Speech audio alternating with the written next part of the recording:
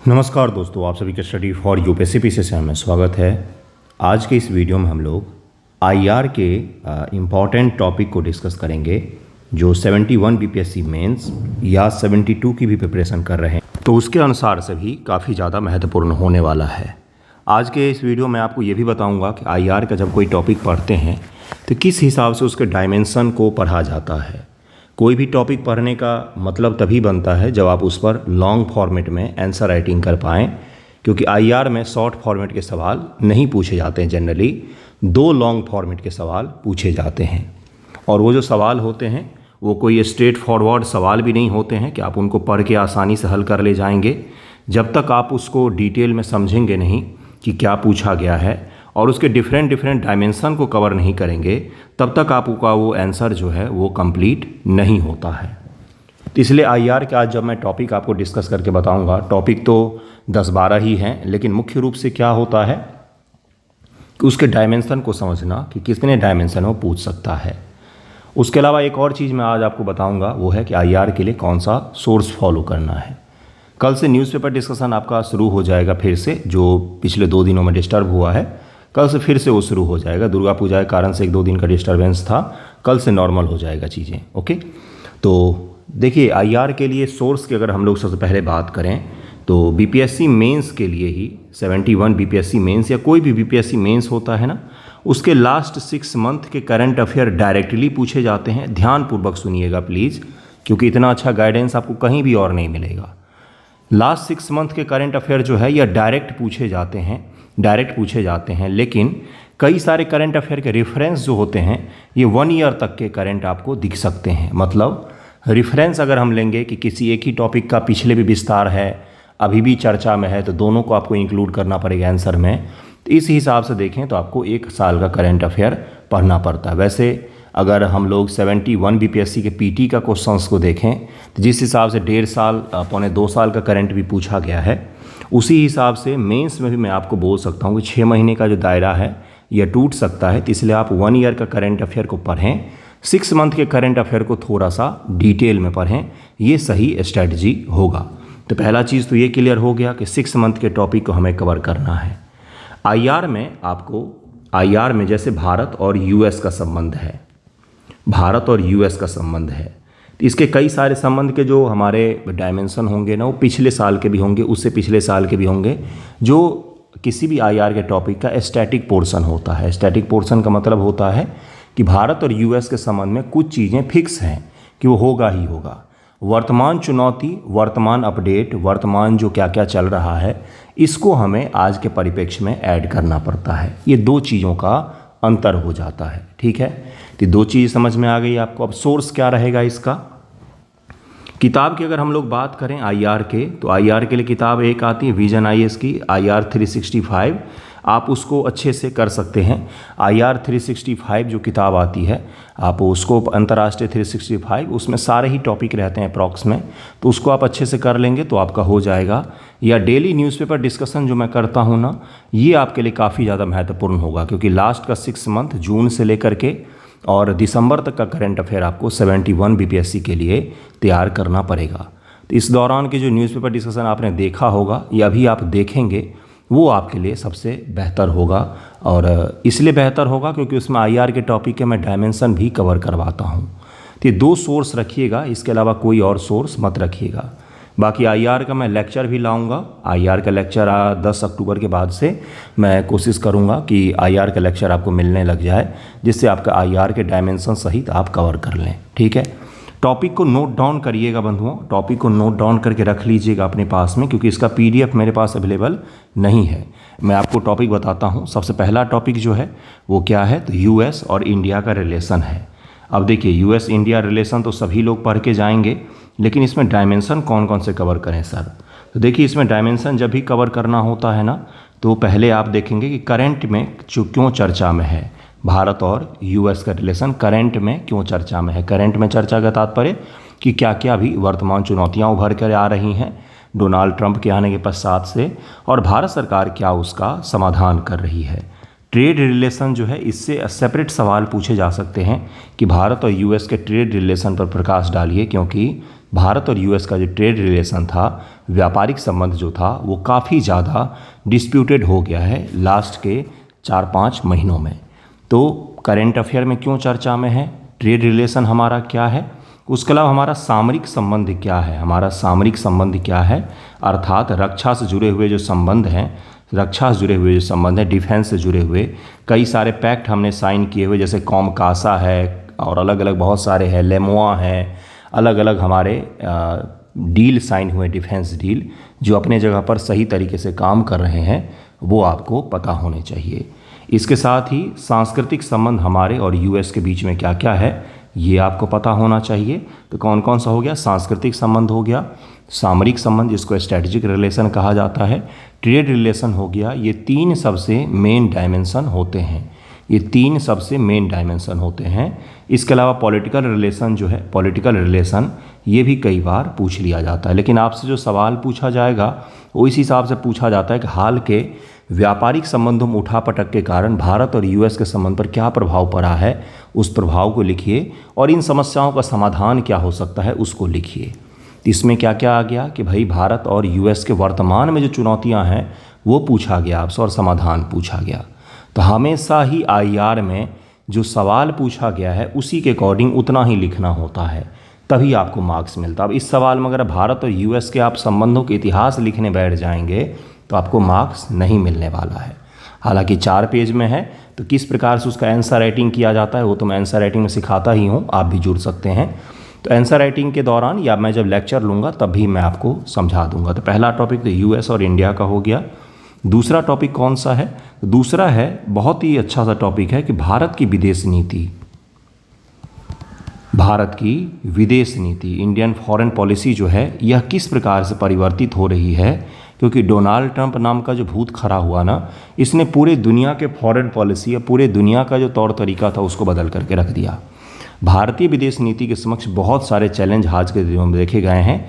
जैसे भारत के पड़ोसी देशों में जो उठापटक है, ये चैलेंज हमारे लिए बहुत बड़ा। यूएस और जो पाकिस्तान के बीच में डील हो रहे हैं वो बहुत बड़ा चैलेंज है। उसके साथ में ही पाकिस्तान और सऊदी अरब के बीच में जो डील हुआ है वो भी हमारे लिए एक बड़ा चैलेंज है। तो इसलिए आपसे पूछ सकता है कि आज के समय में भारतीय विदेश नीति के समक्ष वैश्विक तौर पर कौन कौन सी चुनौतियां हैं और उन चुनौतियों का समाधान किस प्रकार से किया जा सकता है, ये निबंध में भी पूछ सकता है। पिछले साल भी आईआर के टॉपिक डिस्कशन के दौरान मैंने ये टॉपिक चर्चा किया था कि आज के दौर में भारतीय विदेश नीति के समक्ष चुनौतियां कौन कौन सी हैं, और निबंध में दूसरा ही टॉपिक था जो ये पूछा गया था। तो इसलिए ये आपसे भी पूछा जा सकता है, इसलिए इसको अच्छे से तैयार करें कि भारतीय विदेश नीति के समक्ष आज के दौर में चुनौतियां और उसका समाधान क्या क्या हो सकता है। तीसरा जो टॉपिक है बंधुओं वो कौन सा है, तो भारत और पाकिस्तान का रिलेशन है। यह एक पारंपरिक टॉपिक तो नहीं है क्योंकि यह बहुत सालों से नहीं पूछा गया है, लेकिन आपको इसको कवर करना पड़ेगा क्योंकि इसमें कई सारे डायमेंशन करंट अफेयर के कारण से ऐड हो गए हैं। जैसे सिंधु नदी जल विवाद जो है वो आपसे पूछ सकता है लॉन्ग फॉर्मेट में आंसर राइटिंग के लिए, क्योंकि प्रीलिम एग्जाम में जितने भी प्रीलिम एग्जाम हुए सभी में सिंधु नदी जल विवाद से सवाल पूछे गए, इसलिए ये आपसे पूछ सकता है। तो भारत पाकिस्तान संबंध भी आपको पढ़ना पड़ेगा।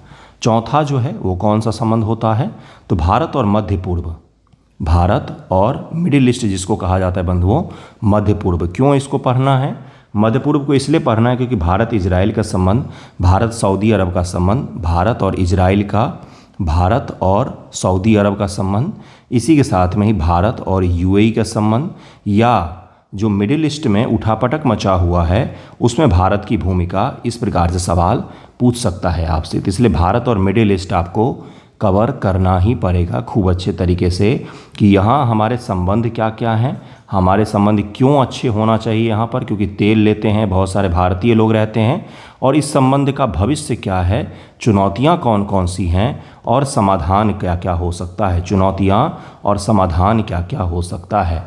ये कोई किस्सा नहीं बता रहा हूँ मैं आपको, वो गूढ़ चीज़ बता रहा हूँ जो पेड क्लासेज में होते हैं, कोचिंग वाले बताते हैं। 15 टॉपिक मैं आपको दूंगा, उन 15 को तैयार कीजिएगा, आपका 2 लॉन्ग फॉर्मेट का सवाल तैयार हो जाएगा बीपीएससी मेंस में। 2 आईआर लॉन्ग फॉर्मेट और 2 डीआई आपने सही कर लिया तो आपका आधा बीपीएससी मेंस तो वैसे ही क्लियर हो गया, जीएस 1 पेपर है ना। हिस्ट्री के भी इंपॉर्टेंट टॉपिक मैं अलग से कवर करा दूंगा।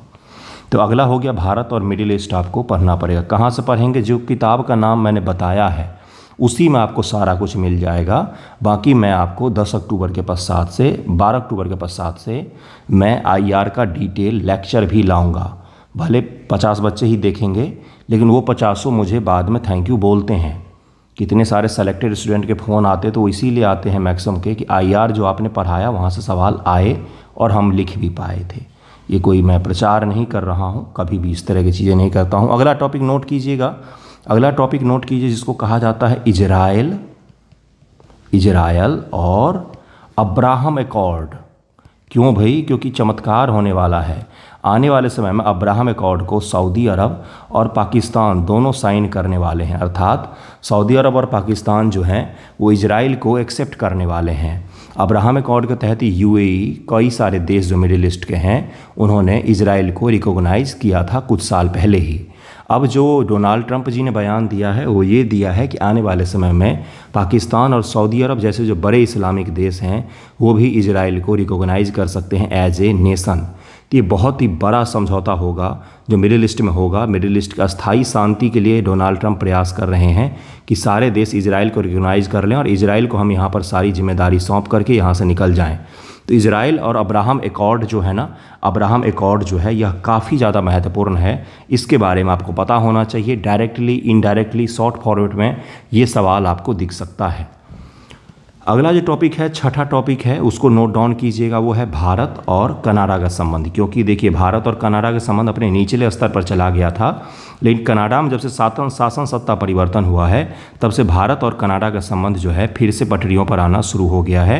जैसे लॉरेंस बिश्नोई का जो गैंग है इसको आतंकवादी गैंग के रूप में मान्यता दिया गया है। कनाडा में कुछ खालिस्तानी आतंकवादियों को गिरफ्तार किया गया है। तो ये सब कई नई सारी हमें उपलब्धियां देखने को मिल रही हैं। हमारे रिलेशनशिप एक पटरी पर फिर से आ रहे हैं। तो इसलिए भारत और कनाडा का संबंध वेरी वेरी इम्पॉर्टेंट हो जाएगा। अगला जो 7 नंबर टॉपिक है, 7 नंबर को भी नोट कर लीजिएगा, वो है भारत और रूस का संबंध। ये तो एवरग्रीन टॉपिक है, हर साल ही आप पढ़ते हैं। इसमें क्या क्या पढ़ना होता है? इतिहास पढ़ना पड़ता है भारत और रूस के संबंधों का। इतिहास के अलावा हमें समझौतों को पढ़ना पड़ता है कि कौन कौन से समझौते हुए हैं। तीसरा जो हमें पढ़ना पड़ता है वो है वर्तमान। उसके अलावा जो हमें एक और डायमेंशन करना पड़ता है वो है चुनौती। अब चुनौती आ गया तो इसके साथ ही समाधान को हमें कवर करना पड़ता है। तो अगला टॉपिक है भारत और रूस का संबंध। अब 8 नंबर टॉपिक पर आ जाते हैं। 8वां टॉपिक कौन सा है भाई? तो 8वां टॉपिक जो है वो है आपका बता देता हूँ मैं, एक सेकेंड। हाँ, ये है भारत और ब्रिक्स। ठीक है, ये 8 नंबर टॉपिक है। क्यों?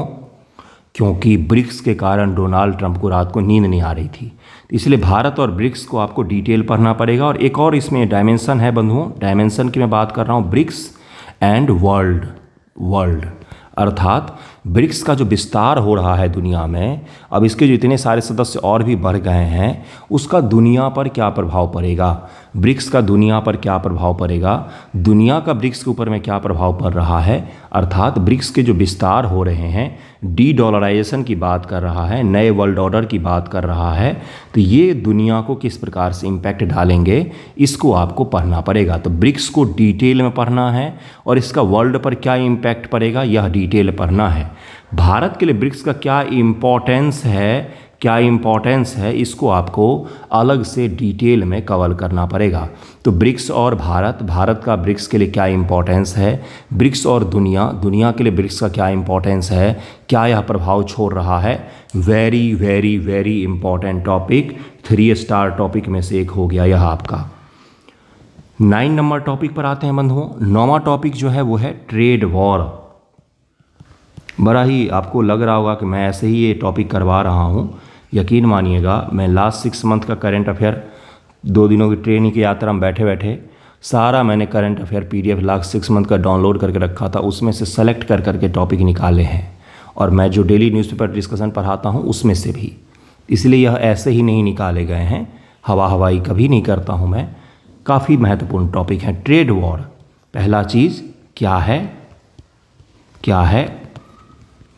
कैसे होता है, क्या इम्पैक्ट पड़ता है, करंट अफेयर जैसे यूएस चाइना, जैसे इंडिया US, जैसे यूएस एंड रेस्ट वर्ल्ड, सबके साथ इनका ट्रेड वॉर हुआ है।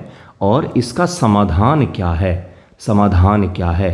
और एक और इसमें सबसे इम्पॉर्टेंट डायमेंशन जोड़िए कि वर्ल्ड ट्रेड ऑर्गेनाइजेशन की भूमिका, वर्ल्ड ट्रेड ऑर्गेनाइजेशन की भूमिका किसमें, तो ट्रेड वॉर में। ओके, प्लीज़ WTO को, वर्ल्ड ट्रेड ऑर्गेनाइजेशन को, वर्ल्ड ट्रेड वॉर में उनकी भूमिका, इसको ज़रूर ही पढ़ लेना आप। यह सबसे ज़्यादा इम्पॉर्टेंट और सबसे ज़्यादा अलग टॉपिक है जो IR में चर्चा में है और आपको कंप्लीट करना है।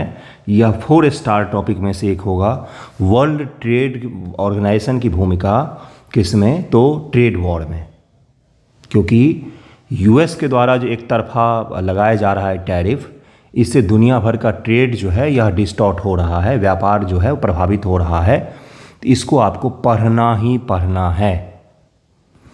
अगले टॉपिक पर चलें। कौन सा टॉपिक था भाई, 9वें नंबर पर आगे 10वें नंबर पर हम लोग आ जाते। 10वां नंबर टॉपिक क्या है भाई, तो ये है आपका भारत और चीन का संबंध। क्यों भाई, क्योंकि जब से डोनाल्ड ट्रंप ने भारत को परेशान करना शुरू किया, तब से चीन हमारे लिए कुछ कुछ अच्छा चीज़ करने लग गया है। कि भाई जैसे दवाई के इंपोर्ट एक्सपोर्ट पर ड्यूटीज़ थी उसको कम कर दिया है उसने।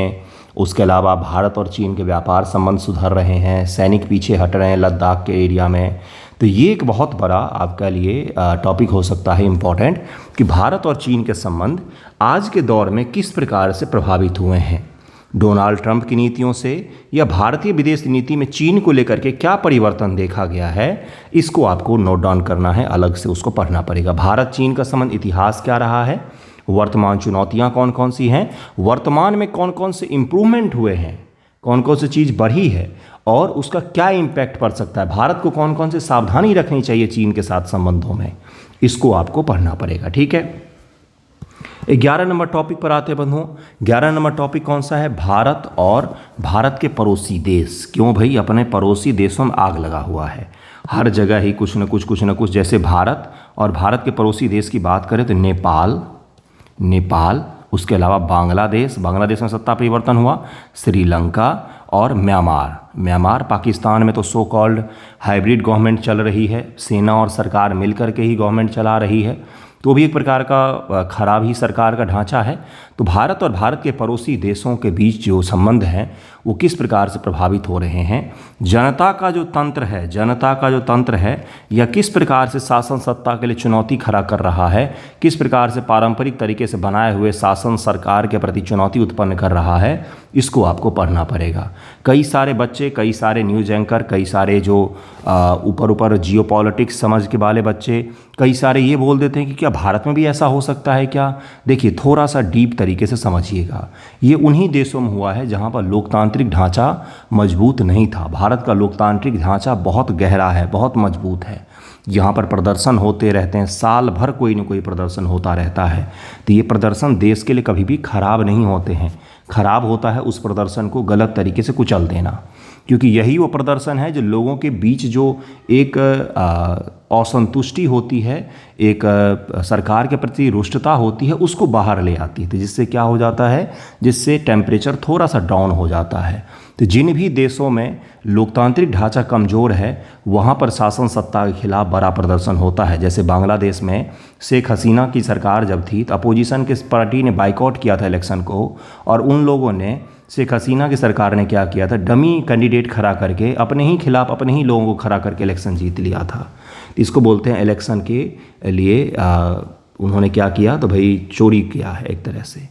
इस प्रकार की चीज़ जब किसी देश में होने लग जाती तब वहाँ पर शासन सत्ता जनता परिवर्तन करना चाहती है, नहीं तो फिर सही तरीके से चलता है। भारत का शासन सत्ता सही है तो भारत और उसके पड़ोसी देशों में जो हो रहा है उसको आपको डिटेल पढ़ना पड़ेगा कि क्या कारण है, क्यों प्रदर्शन हुए नेपाल में, क्यों हुआ श्रीलंका में, क्यों हुआ बांग्लादेश में। इन तीनों को जोड़ करके एक सवाल आपसे पूछा जा सकता है और यह काफ़ी ज़्यादा महत्वपूर्ण टॉपिक में से एक हो गया।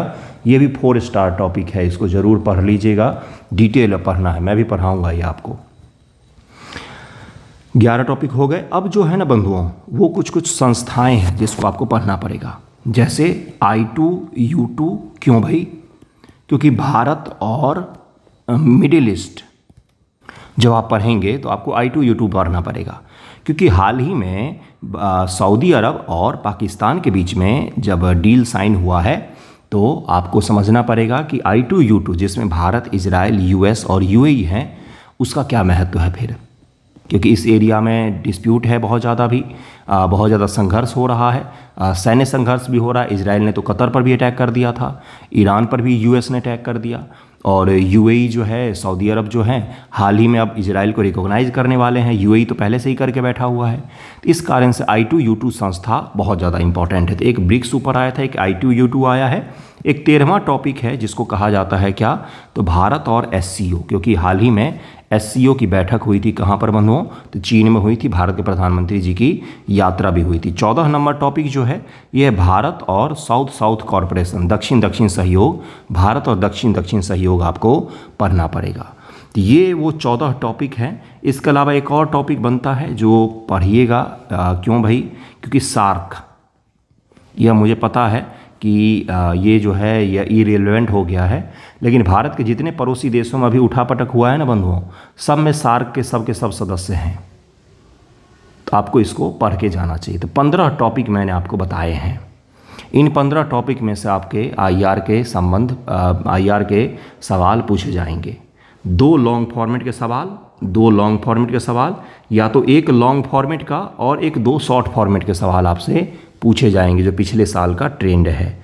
सोर्स क्या है IR के किताब का, IR का सोर्स क्या है, तो जो मैं लेक्चर वीडियो लाऊंगा वो अभी लाऊंगा मैं 12 तारीख के बाद। डेली न्यूज़पेपर डिस्कशन डिटेल में देखा कीजिए, और IR 365 विजन IAS का ऑनलाइन भी PDF है, हिंदी इंग्लिश में डाउनलोड कर सकते हैं आप। वो काफ़ी अच्छी किताब होती है, वहीं से आपका सारा कुछ कंप्लीट हो जाएगा। तो ये आपका IR का 15 टॉपिक मैंने करवा दिया है। इसी तरीके से मैं आपको हिस्ट्री का भी करवा दूंगा, पॉलिटी का भी करवा दूंगा, सभी टॉपिक का इंपॉर्टेंट करवा दूंगा, बशर्ते कि आप इसको पढ़ें भी। ऐसा ना हो कि गाइडेंस वीडियो देख करके खुश होकर के बैठ जाएँ घर में। अब दुर्गा पूजा बीत गया, दिवाली आ जाएगी, छठ आ जाएगा, छठ के जस्ट बाद आपका मेंस एग्जामिनेशन है, या अगर आपका PT नहीं भी होता है बंधुओं, तो भी आपको यही पढ़ना है, क्योंकि BPSC की तैयारी आप कर रहे हैं। तो इसलिए पढ़िए, समझ बनाइए। जिनका समझ बेहतर होता है सिलेक्शन उनका होता है, जिनका फैक्ट बेहतर होता है सिलेक्शन उनका नहीं होता है। वो PT में सेलेक्ट हो जाएंगे, मेन से बाहर हो जाएंगे। बहुत सारे मेरे स्टूडेंट हैं, कुछ तो बस बातचीत के लिए जुड़े हुए हैं, जिनको बोल बोल के मैं थक गया कि फैक्ट मत रखिए, समझने का प्रयास भी कीजिए। बिल्कुल, PT तो फैक्ट पर ही निकलता है, लेकिन मेंस नहीं निकलता है उससे। लेकिन होता क्या है, बच्चों में जो मेंस देते, एक बार मेंस दे लिया तो उनको लगता है कि हम बाकी लोगों से अलग हो गए हैं, फिर वो फंस जाते हैं, है ना। तो ये मेंटालिटी ना आए आप में। बिल्कुल बेसिक से हमेशा, जब तक सिलेक्शन ना हो तब तक समझिए खुद को कि मैं बिल्कुल वही छात्र हूँ जो पहले दिन था। सीखने की लालसा, मैं ये कह रहा हूँ, सीखने की, समझ की लालसा रखिए अपने अंदर, और कभी भी खुद को ओवर मत दिखाइए। बिल्कुल बेसिक से चीज़ों को पढ़िए, कि ऐसा नहीं कि ये तो मुझे पता ही था 15 टॉपिक, ऐसा नहीं। पढ़िए उसको, डायमेंशन को पढ़िए, एक्सप्लोर कीजिए जितना ज़्यादा हो सके। जितना ज़्यादा आपके पास में कंटेंट होगा तभी तो 4 पेज लिख पाएंगे ना, तो इसलिए उसको पढ़ना चाहिए। ठीक है, थैंक यू सो मच आप सभी का वीडियो देखने के लिए। कल से न्यूज़पेपर डिस्कशन भी शुरू हो जाएगा बंधुओं। Thank you.